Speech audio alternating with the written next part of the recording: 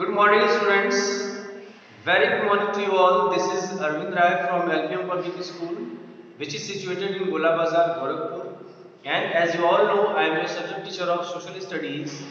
And in today's video, we are going to start some new topics of chapter number 14, that is conserving our environment.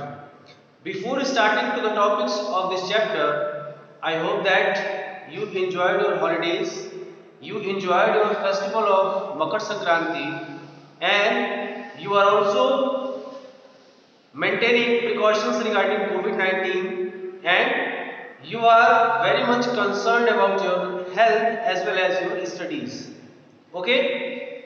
When we are talking about studies, then you must be aware of your exams that are going to be held in upcoming days. So we are here as to build up your knowledge regarding your exams, and it's our responsibility to create your mind according to your exams.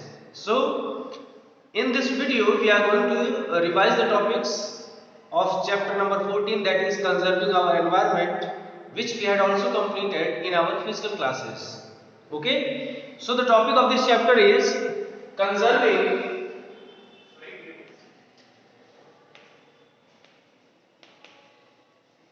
conserving our environment. Okay, so this is the topic of today's discussion. We had completed the learning outcomes of this chapter. Okay, we had discussed what are the different learning outcomes, what we are going to learn after the completion of this chapter. We had also completed some topics. For example, what is environment, or we can say what is how we can discuss on the topic, that is our environment. What is threats to our environment? Okay, what are the threats that our environment is facing nowadays? And in that topic, we had also discussed land, air, and water pollution. After that, we had also discussed that what type of pollution is this, okay, which comes under the topic land, air, and water. After that, we are going to start deforestation. After that, global warming. First, we are going to discuss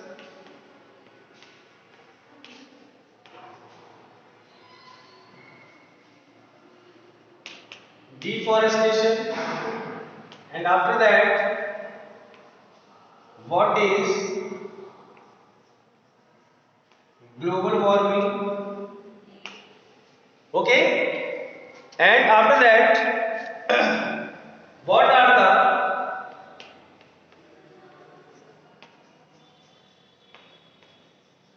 the results of global warming,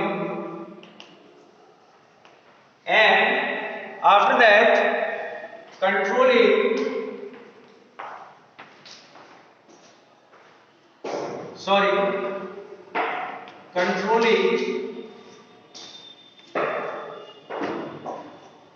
global warming. Okay, and after that, waste generation and disposal. After that, waste generation and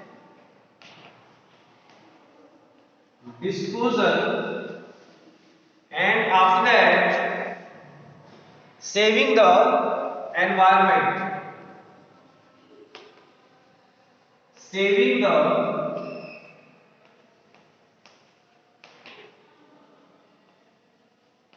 environment. Okay, so these are the topics we are going to cover in today's video.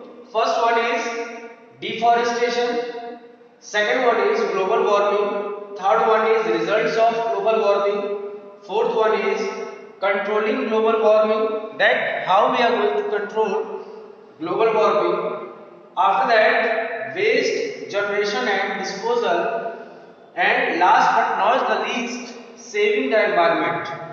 How we are going to save our environment. So these are the topics in today's discussion, or we are going to discuss in today's video. And in our environment, in today's environment, it is bitterly cold. Okay, you all must be feeling the cold today also. It's bitter cold. And now come to the point, deforestation. You can see on page number 109, deforestation is the permanent removal of forest in order to use the land and other purposes, for other purposes like cultivation and housing. Okay, when we are permanently removing the forest, जब हम जंगलों को पूरी तरह से permanently खत्म कर रहे हैं, उनको काट रहे हैं अपने अदर यूजेस के लिए, फॉर एग्जांपल कल्टीवेशन और हाउसिंग, ओके, एग्रीकल्चरल प्रैक्टिसेस के लिए, एग्रीकल्चरल प्रैक्टिस के लिए, खेती बाड़ी करने के लिए जब हम जंगलों को परमानेंटली काट रहे हैं, और हाउसिंग के लिए, हाउसिंग का मतलब है कि जो हमारी पॉपुलेशन है, जो हमारी कंट्री की पॉपुलेशन है, वो दिन पर दिन क्या हो रही है, इंक्रीज हो रही है। तो जब पॉपुलेशन इंक्रीज होगी तो उनको रहने के लिए क्या होगा, मकान की जरूरत पड़ेगी, घर चाहिए होगा, तो वो हाउसिंग पर्पसेस के लिए भी जंगलों को काटा जा रहा है। ठीक है, तो ये दो मेन कारण है जिनकी वजह से जंगलों को परमानेंटली काटा जा रहा है। इस तरीके के जो कटिंग ऑफ ट्रीज होती है, कटिंग ऑफ फॉरेस्ट होता है on permanently basis, it is called deforestation. According to the United Nations, okay, forest area equal to 27 football fields is lost to deforestation every minute. United Nations की एक report के आधार पर अगर हम बात करें तो हर मिनट पूरे वर्ल्ड में equal to 27 football field, equal to 27 football fields, मतलब एक फुटबॉल का मैदान जो होता है उतने 27 फुटबॉल के मैदान के बराबर पूरे वर्ल्ड में हर मिनट जंगलों को काटा जा रहा है। Okay, deforestation is one of the most serious threats to the environment today. और अगर आज के परिवेश में, आज के एनवायरनमेंट में अगर हम बात करें तो डिफॉरेस्टेशन जो है हमारे एनवायरनमेंट के लिए, हमारे एटमॉस्फेयर के लिए एक बहुत ही बड़े खतरे की हम बात कर सकते हैं कि हमारे एनवायरनमेंट के लिए बहुत ही बड़ा खतरा है जंगलों को परमानेंटली काटना। Okay, as we all know, because trees provide us oxygen as well as they help us in getting more rain on our earth.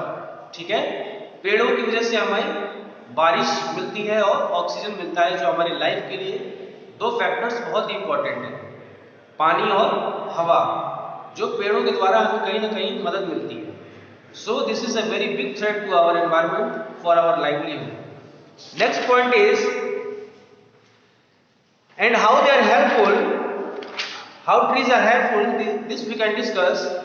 Trees take in carbon dioxide and give out oxygen, helping to keep a balance of both these gases in the environment.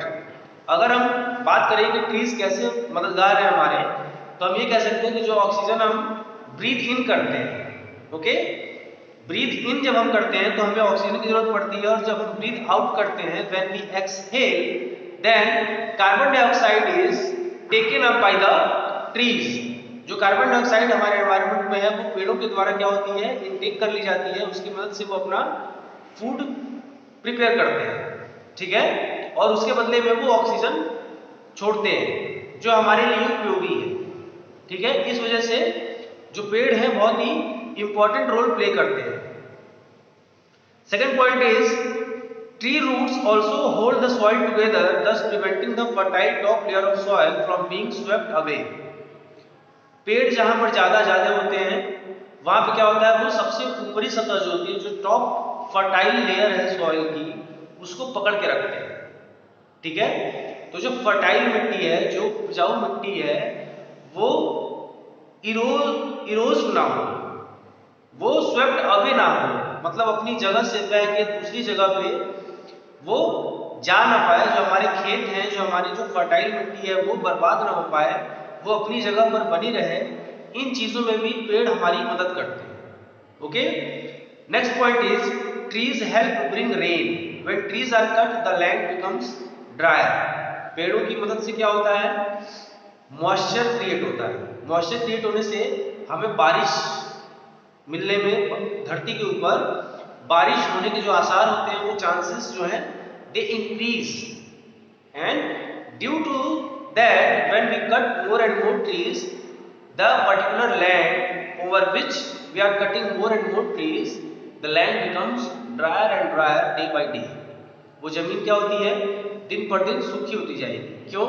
एक तो वहाँ पे पेड़ नहीं है, वहाँ की जो फर्टाइल मिट्टी है वो वहाँ से स्वेप्ट अवे हो जाएगी, वहाँ से बहकर कहीं और चली जाएगी या किन्हीं कारणों से भी दूसरी जगह चली जाएगी, और वहाँ पे बारिश नहीं होगी, तो इसके कारण भी वहाँ की जो जमीन है वो क्या है? वो सूखी पड़ती जाएगी दिन पर दिन, और वो इनफर्टाइल होती जाएगी. मतलब वो उपजाऊपन जो है, उसका फर्टिलिटी जो है वो खत्म हो जाएगी. ठीक है. Next topic is global warming. यहाँ पे मैंने लिखा हुआ है global warming. Okay. Carbon dioxide, as we have learn, is one of the important gases present in the atmosphere. It traps the heat from the sun and prevents it from escaping back into the atmosphere and thus helps keep the earth warm.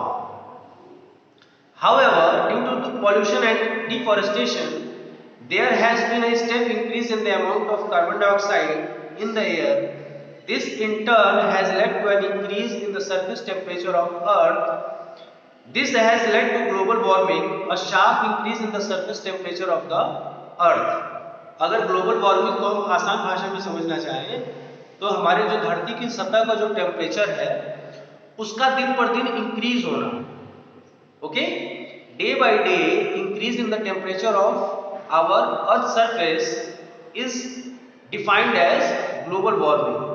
And in global warming the main causing gas is carbon dioxide. And as we all know, carbon dioxide एक बहुत ही important gas है जो हमारे atmosphere में present है. ठीक है. Carbon dioxide की एक खासियत होती है, स्पेशलिटी होती है कि वो हीट को क्या करती है? अपने आप के पास उसको रोक के रखती है. Okay. It conserves the heat and it not lets the heat go back. तो अगर हमारे एटमॉस्फेयर में कार्बन डाइऑक्साइड की मात्रा ज्यादा होती जाएगी तो क्या होगा? जो सूर्य की गर्मी है, जो सूर्य की किरणों के माध्यम से जो हमें गर्मी मिलती है अर्थ के ऊपर, वो क्या होगा? वो ट्रैप कर लेगी. कार्बन डाइऑक्साइड जो है वो ट्रैप कर लेगी और वो गर्मी जो है वो फिर से वापस नहीं जा पाएगी. तो उससे हमारी जो धरती का टेम्परेचर है वो दिन पर दिन बढ़ता जाएगा और हमारी धरती एक बहुत ही, जिसे कह सकते हैं कि गर्म गोले की तरह हो जाएगी. जो हमारा एक राउंड शेप है, स्फीयर शेप है हमारी धरती का, वो क्या होगा? दिन पर दिन गर्म होता जाएगा, उसका टेम्परेचर जो है वो दिन पर दिन बढ़ता जाएगा. इसीलिए trees are also they are most important in controlling the global warming. So उम्मीद करता हूं कि आप ये दो टॉपिक जो हैं, डिफॉरेस्टेशन एंड ग्लोबल वार्मिंग, ये आप समझ चुके होंगे. Next topic is results of global warming. Okay. Next topic is results of global warming. Global warming के नतीजे क्या होते हैं? Global warming has led to climate change. Many places are experiencing unusually cold winters and unusually hot summers. Sudden violent storms and flooding due to cloud bursts have also become common. Okay? Global warming से क्या होता है? सबसे पहले तो ये होता है कि क्लाइमेट चेंज होता है. वेदर एंड क्लाइमेट, ये दो टॉपिक्स मैंने आपको पढ़ाए हुए हैं, मौसम और जलवायु. तो ग्लोबल वार्मिंग से जो होता है वो जलवायु में परिवर्तन होता है.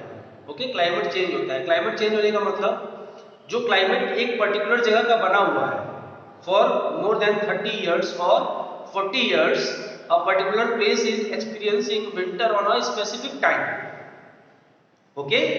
अगर किसी जगह पे पिछले 30-40 सालों से उस सीजन में, फॉर एग्जाम्पल दिसंबर के महीने में, अगर किसी जगह पर पिछले 30-35 सालों से अगर ठंडी का सीजन चल रहा है और उस ठंडी के सीजन में परिवर्तन आने लगे, चेंजेस आने लगे ड्यू टू ग्लोबल वार्मिंग और due to other causes, then we will say that climate is changing in that particular place.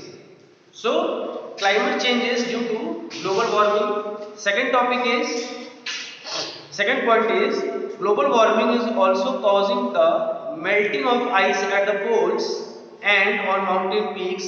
Glaciers, which are the source of many of the world's rivers, are melting at a rapid rate. This threatens the life of these rivers. Okay, जो हमारे पर्वतीय क्षेत्रों में जो glaciers हैं, जो mountain areas में जो ग्लेशियर्स हैं, जिनसे नदियों को पानी मिलता रहता है पूरे साल, वो क्या हो रहे हैं, वो मेल्ट हो रहे हैं। और अगर ग्लेशियर्स जो हैं वो दिन पर दिन इतनी तेजी से अगर मेल्ट होते जाएंगे तो इन नदियों के भविष्य के ऊपर, okay, the future of these rivers are under threat, okay, खतरे में है इनका भविष्य।